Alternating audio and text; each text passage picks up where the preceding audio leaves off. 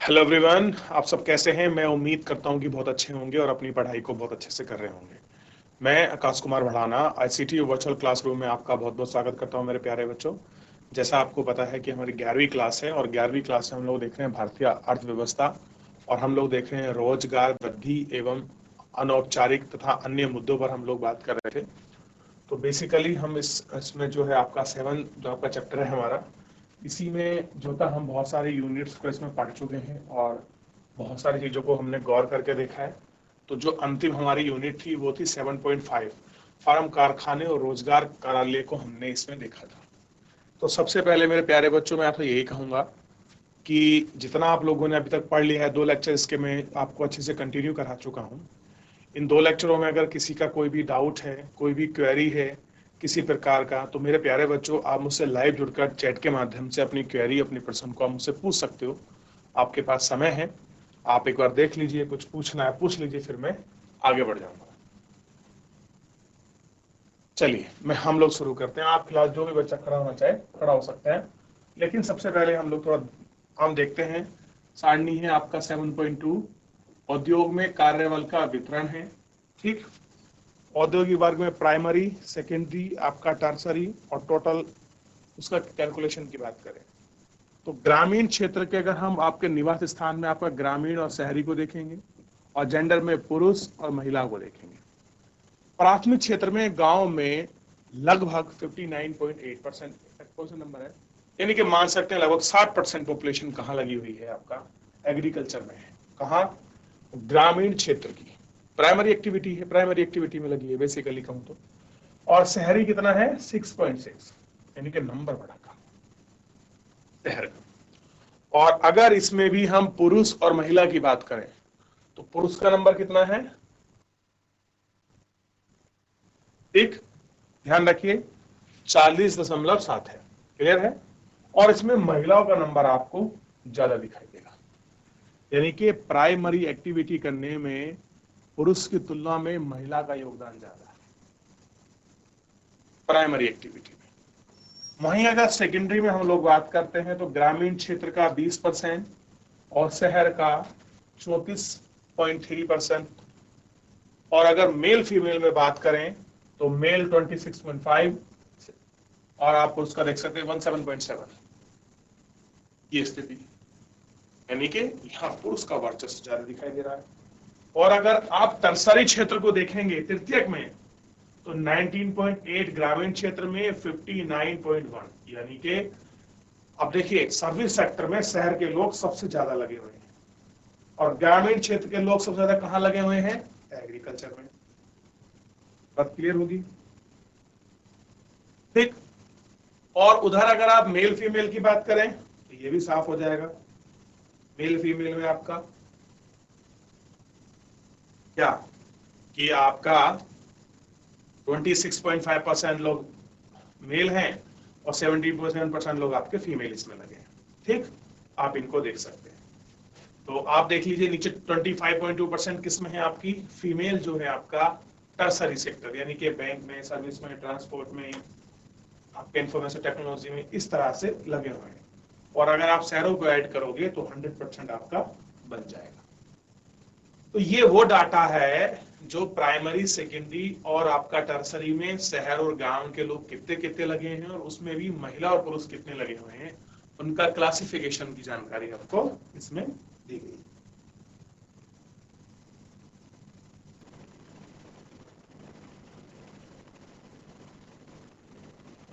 देख लिया बच्चों?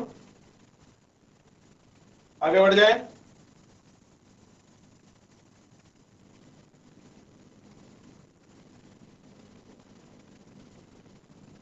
चलिए आगे बढ़ते हैं।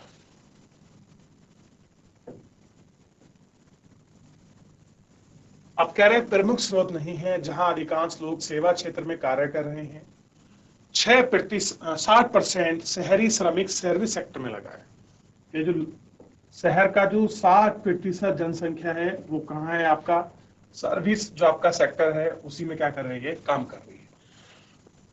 लगभग 1/3 शहर के श्रमिक सेकेंडरी एक्टिविटी में लगे हैं, यानी कि बिल्डिंग कंस्ट्रक्शन में, और कहीं ना कहीं जो आपका कुछ तो आपका प्रोडक्शन करते हैं किसी फैक्ट्री वगैरह में, वहां वर्किंग है।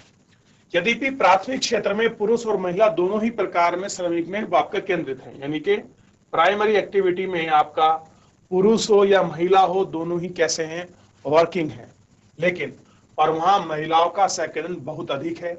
इस प्राथमिक क्षेत्र में लगभग 57% महिला कार्यरत है। कितना है? 57% जो है आपके महिला है वो कार्यरत है, जबकि इस क्षेत्र में काम कर रहे पुरुषों की संख्या आधे से कम है। काम करने वाले जो पुरुष हैं उनकी संख्या क्या है? आधे से भी कम है। पुरुषों को द्वितीयक और सेवा क्षेत्र दोनों में ही रोजगार के अवसर प्राप्त होते हैं। कैसे हैं कि दोनों में ही क्या मिलेंगे? आपका जो रोजगार है वो आपको उनको मिल जाएंगे। ठीक, अब थोड़ा सा इसमें आगे देखते हैं। जो अब नया इसमें यूनिट है, और यूनिट है 7.6, समृद्धि और परिवर्तनशीलता रोजगार की संरचना की कैसे ग्रोथ हो रही है और कैसे जो आपका चेंजेस हो रहे हैं रोजगार का जो स्ट्रक्चर्स है उन पर देख रहे हैं। आपने अध्याय 2 में और 3 में विस्तार से नियोजित रणनीति के बारे में पढ़ा था कि असल में प्लानिंग कैसी है, उसका वेल सेटलमेंट क्या है, उसके विषय में पढ़ा था। जहां हम केवल 2 विकास सूचक पर विचार करेंगे। रोजगार समृद्धि सकल घरेलू उत्पाद, लगभग 70 वर्षों से चल रहा योजनाबद्ध विकास का ध्येय राष्ट्रीय उत्पाद और रोजगार में वृद्धि के माध्यम से है। कैसे है? इनमें वृद्धि के माध्यम से है। 1960 और 2010 की अवधि में भारत में सकल घरेलू उत्पाद में सकारात्मक वृद्धि हुई है। कह रहे कि 1960 से और 2010 के बीच में देखोगे तो हमारी जो आपकी जीडीपी यानी कि सकल घरेलू उत्पाद, ग्रॉस डोमेस्टिक जो आपका प्रोडक्ट है, उसमें हमारे पॉजिटिव ही क्या हुआ है? इंक्रीजिंग हुई है। और यह समृद्धि दर रोजगार दर से कहीं अधिक रही है। और कह रहे जो हमारी ग्रोथ है वो कहीं ना कहीं जो हमारा आपका रोजगार है उससे अधिक रही है। किंतु सकल घरेलू उत्पाद की वृद्धि दर में कुछ उतार चढ़ाव भी आते रहे हैं, पर इस अवधि में रोजगार वृद्धि लगभग 2% बनी रही। ऐसी बनी रही आपका 2% बनी रही, यानी कि ग्रोथ तो की हमने, चाहे भले ही कम थी। कितनी थी? 2%। अब कह रहे हैं कि चार्ट 7.3 में 1990 के अंतिम दशक में एक चिंताजनक घटना की ओर भी इंगित करता है। रोजगार वृद्धि दर कम होने का उसी स्तर पर पहुंच गई थी जहां न्यूजल काल के प्रारंभिक चरण में थी। यानी कि 90 के दशक में ऐसा समय आया कि जहां से हमने सब कुछ शुरू किया था ना, 90 के दशक में हम वापस कहां पहुंच गए थे? वहीं पहुंच गए थे। इन्हीं वर्षों के दौरान हम सकल घरेलू उत्पाद और रोजगार की वृद्धि दरों के बीच काफी बड़ा अंतर पाते हैं। इसका अर्थ यह है कि हम भारतीय अर्थव्यवस्था में रोजगार सृजन के बिना ही अधिक वस्तुओं और सेवा का उत्पादन करने में सक्षम रहे। इस परिघटना को द्विजन रोजगारहीन समृद्धि का नाम दे रहे हैं। अभी तक हमने देखा है कि रोजगार सकल घरेलू उत्पाद की वृद्धि की तुलना में किस तरह बढ़ा है, और यह जानने की भी आवश्यक है कि रोजगार और सकल घरेलू उत्पाद की वृद्धि दरों को इन स्वरूपों के विभिन्न वर्गों के श्रम बल पर किस प्रकार प्रभाव डालते हैं। इससे हम समझ पाएंगे कि हमारे देश में किस प्रकार रोजगार के सृजन हो रहा है। ठीक, इनको हम लोग देख पाएंगे कि कैसे आपका रोजगार सृजन हो रहा है। तो एक बार थोड़ा सा यहाँ ग्रोथ रेट देख लीजिए, आपको दिखाई देगा। क्लियर है? ये है आपका जीडीपी का और ये है आपका रोजगार का। तो रोजगार का थोड़ा डार्क है, जीडीपी का 1951-56 में देखिए रोजगार हमारा था 0.39%, जबकि जीडीपी कहाँ फ्लक्चुएट कर रही थी? 3.6 पर। तो ऐसे ही कर करके आप देख लीजिए, यहाँ उठा फिर आपका सतत चला, फिर आपका नीचे गिरा। और हमने पढ़ा था ना 99 में, तो बिल्कुल ही कहाँ पहुंच गया था? 1% भी थी, और यहाँ ये लगभग उसके बराबर में। जबकि जीडीपी का, अब देखिए जीडीपी भी कहाँ गई थी? 3.4 पर, और उससे पहले कहाँ थी? 5.8। और 2011 अगर आप देखेंगे 5-10 में, तो जीडीपी देखिए 7.8 और रोजगार देखिए 2.8। यानी कि रोजगार कहीं ना कहीं कम रहे हैं, लेकिन जीडीपी ग्रोथ रेट हमारे सामने बहुत अच्छी रही। अगले जब आप लोग बुक पढ़ोगे व्यष्टि अर्थशास्त्र, तब मैं आपको सब बना के सिखाऊंगा कि पाई चार्ट, पाई आरेख कैसा बनता है, वैसे मैंने बताया भी है, फिर भी मैं आपको दोबारा बताऊंगा, आप इसको देखिए।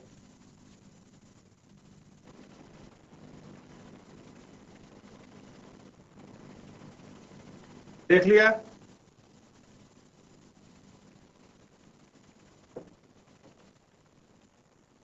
अब देखिए, सारणी है 7.3, दो हिस्सों में दी गई है, प्राइमरी में है और स्वनियोजित की स्थिति है, दोनों को देखेंगे। लेकिन पहले इसका जो आधा हिस्सा है उसी पर हम लोग बेसिकली गौर करेंगे। मत का मतलब होता है वस्तुएं।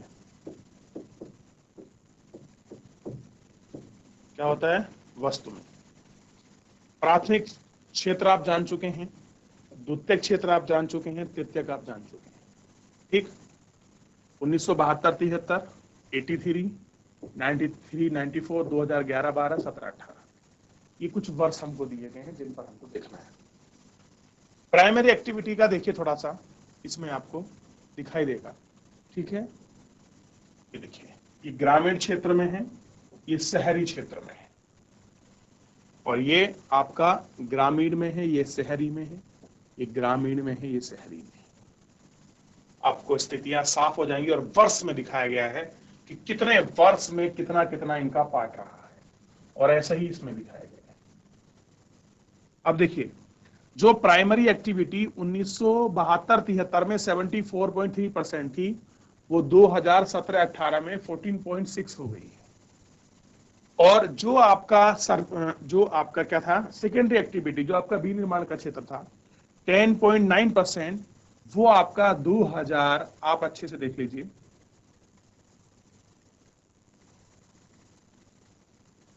2017-18 में 24 हो गया है।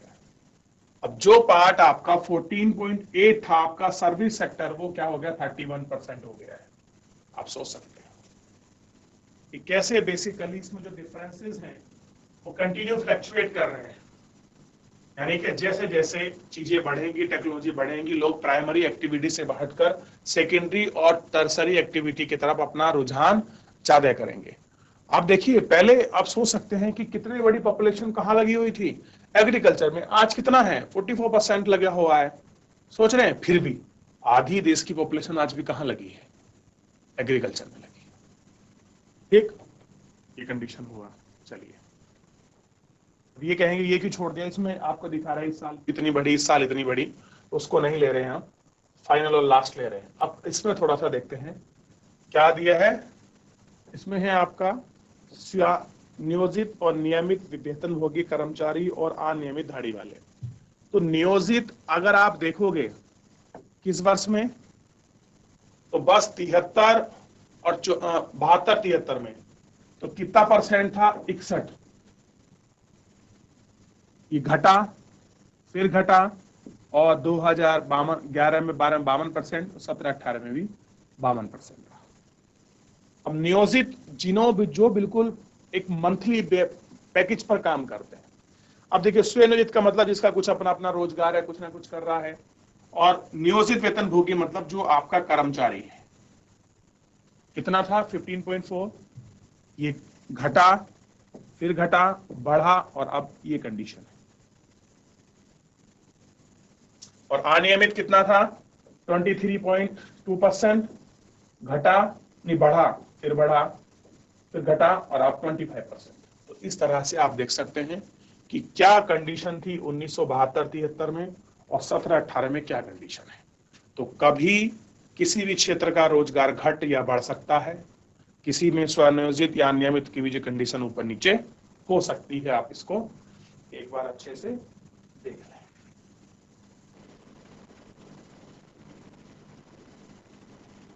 देख लिया बच्चों?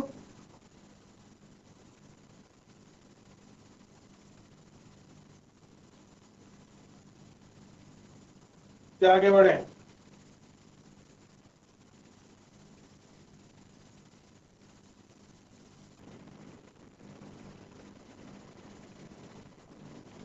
चलिए,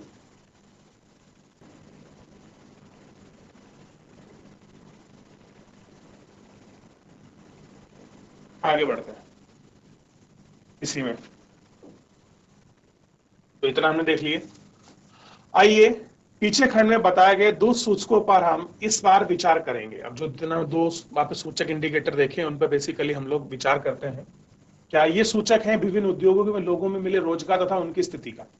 बेसिकली हमको क्या दिखाया गया है, इसमें बताया गया है कि लोगों को उद्योगों में कितना रोजगार मिला है और उनकी कंडीशन क्या है, स्थिति है, कितना परसेंट लोगों को मिला है, कितना परसेंट को लोगों को नहीं मिला है, घटा या बढ़ा है, एम्प्लॉयमेंट की कंडीशंस को इसमें दिखाया गया है। भारत कृषि प्रधान देश है, जनसंख्या का बहुत बड़ा भाग ग्रामीण क्षेत्र में बसा है और यही अपनी मुख्य आजीविका पर निर्भर है। भारत सहित अनेक देशों में विकसित रणनीतियों का ध्येय कृषि पर निर्भर जनसंख्या के अनुपात को कम करना है। जितनी भी आपका डेवलप कंट्री है उनका ध्येय मतलब उद्देश्य मोटिव क्या है कि जो भी हमारी जनसंख्या एग्रीकल्चर पर डिपेंडेंट है उसको कम करना है, कि एग्रीकल्चर पर डिपेंडेंट ना होकर सेकेंडरी और टर्सरी पर डिपेंडेंट हो जाए। और आप देख रहे हैं ना चाहते हुए भी 14% पॉपुलेशन आज भी एग्रीकल्चर पर है, यानी कि देश के आधी जनसंख्या आज भी एग्रीकल्चर पर अपना जीवन चला रही है। ये समझना है आपको। अब देखिए, औद्योगिक क्षेत्रों में आधार पर बल श्रम का वितरण यह दिखाता है कि श्रम बल कृषि कार्यों से हटकर गैर कृषि कार्यों की ओर बड़े पैमाने पर है। 7.3 जहां 1972-73 में प्राथमिक क्षेत्रों में 1974% बाल श्रम लगता है, वहीं 17-18 में उनका अनुपात घटकर 50% रह गया है। कैसा रह गया है? उनका अनुपात घटकर आपका 50% रह गया है। एक द्वितीयक और तृतीयक सेवा क्षेत्र के बल श्रम के आशावादी भविष्य के संकेत दे रहे हैं। आप देखेंगे कि इन क्षेत्रों में हिस्सेदारी क्रम से 11 से बढ़कर 24 और 24 से 15 बढ़कर 27% हो गई है। यानी कि धीरे धीरे जो चेंजेस हैं वो आपके आ रहे हैं। 11 से 24 हुई, 24 से 15 से बढ़कर कुल 27 हो गया। यानी कि लगातार जो आपके इंक्रीजिंग है वो चीजें हो रही हैं विभिन्न स्थितियों में, यानी कि अलग अलग जो आपकी कंडीशन में लेबर श्रम बल के वितरण को देखे पिछले 5 दशकों में 1972 से 2018 में लोगों के स्वरोजगार और नियमित वेतनभोगी से हटकर अनियमित श्रम की ओर बढ़ रहे हैं। यानी कि लोगों का जो रोजगार है, स्वरोजगार खत्म हो रहा है और जो नियमित वेतनभोगी उनसे हटकर लोग कहां जा रहा है? अनएम्प्लॉयमेंट की तरफ जा रहा है, अनियमित बेरोजगार की तरफ बढ़ रहा है। फिर भी स्वरोजगार रोजगार का बड़ा क्षेत्र बन रहा है। सारणी 7.3 के अंतिम कॉलम को देखेंगे तो वर्ष 2011 से 18 के दौरान माध्यमिक क्षेत्रों में स्थिरता व स्वरोजगार की माध्यमिक वृद्धि से आप क्या समझते हैं? आप कक्षा में चर्चा करिए। विशेषज्ञ स्वरोजगार और नियमित वेतन से अनियमित रोजगार की ओर जाने की प्रक्रिया को बल श्रम का अनियमितीकरण कहते हैं।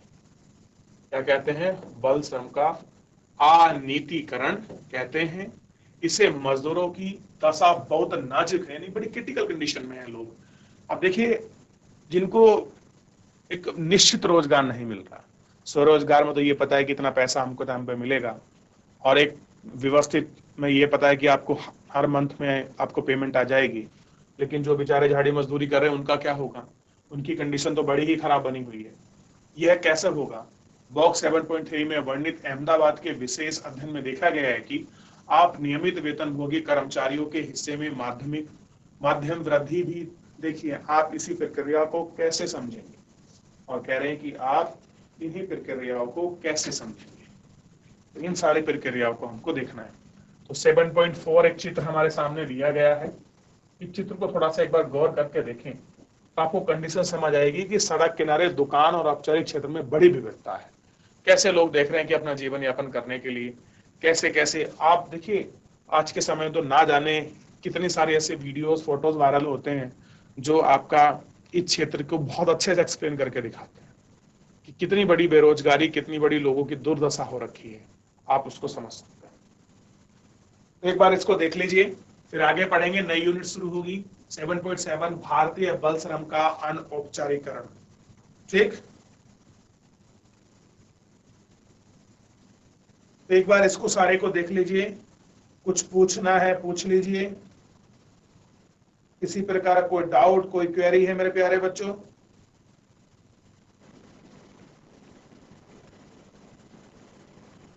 देख लिया?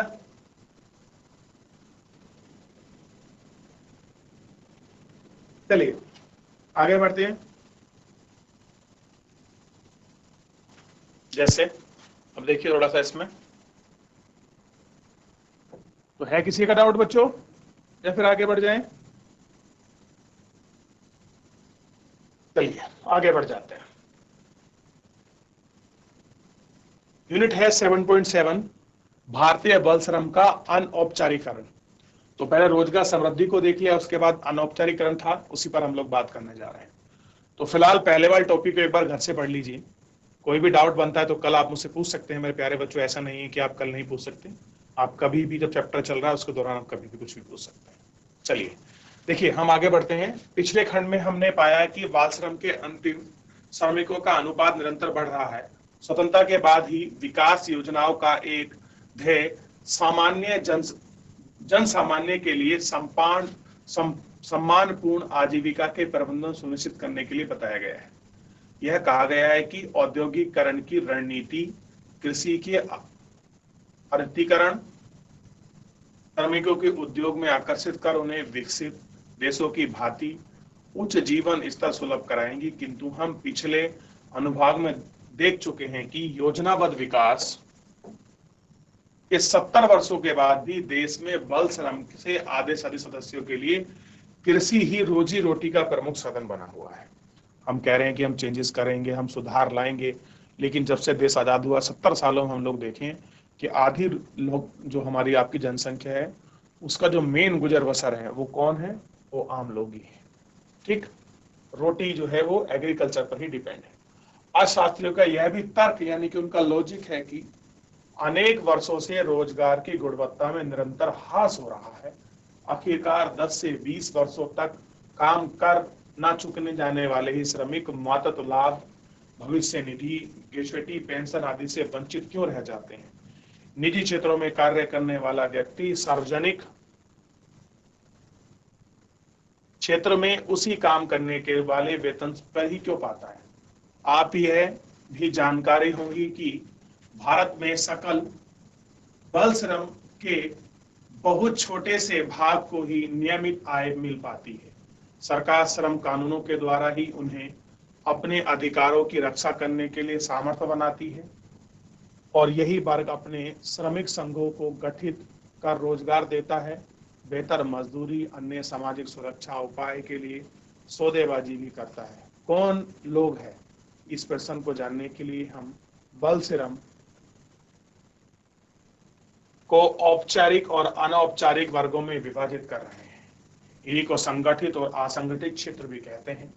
सभी सार्वजनिक क्षेत्र प्रतिष्ठान यानी कि जो भी क्षेत्र है प्रतिष्ठान है तथा 10 या उससे अधिक कर्मचारी को रोजगार देने वाली निजी क्षेत्र प्रतिष्ठान संगठित क्षेत्र के नाम से जानते हैं।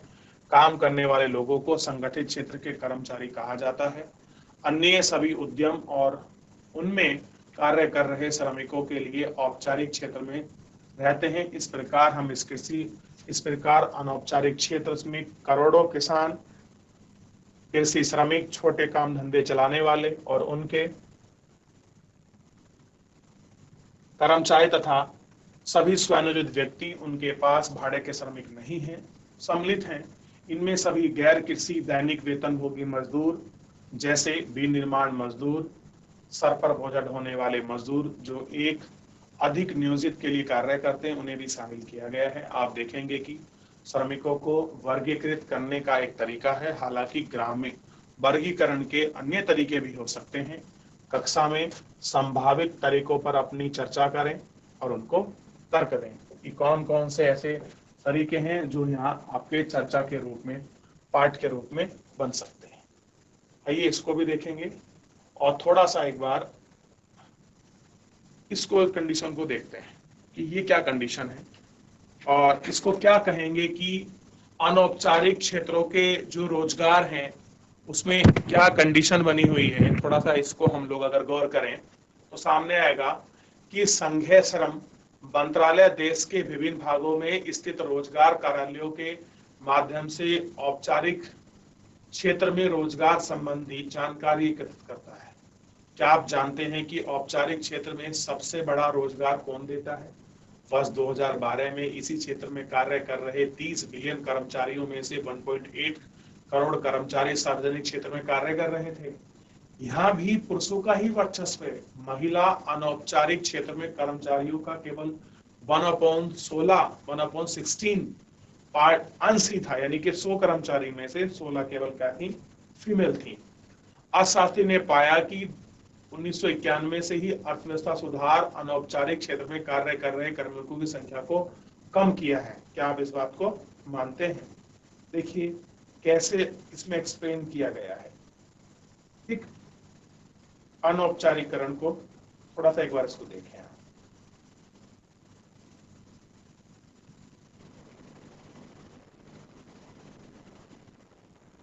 चलिए, कोई डाउट किसी का? कोई क्वेरी?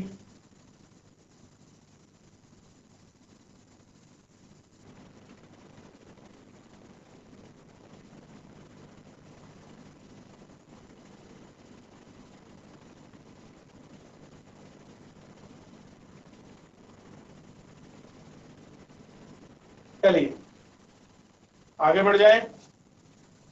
ध्यान रखना था इतना आपको पूरा।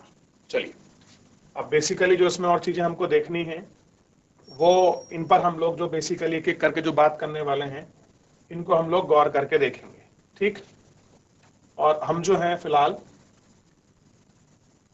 यहां तक इसको आपका देख चुके हैं कि कैसे अनियमित लोग हैं, रोजगार ढूंढ रहे हैं, कैसे काम कर रहे हैं। चलिए, तो मेरे प्यारे बच्चों फिलहाल क्योंकि यूनिट है आपका समाप्त हो रही, फिर आपका बीच में आपको छूट जाएगा चैप्टर, तो आज हम लोग इसको आपको यहीं तक विराम देते हैं। मिलते हैं नेक्स्ट लेक्चर में। आप तब तक एक बार पूरे चैप्टर को अच्छे से पढ़िएगा। कोई डाउट कोई क्वेरी बनती है तो आप मुझे जरूर पूछिए। फिलहाल मेरे प्यारे बच्चों आज के लिए इतना ही। मिलते हैं नेक्स्ट लेक्चर में। धन्यवाद।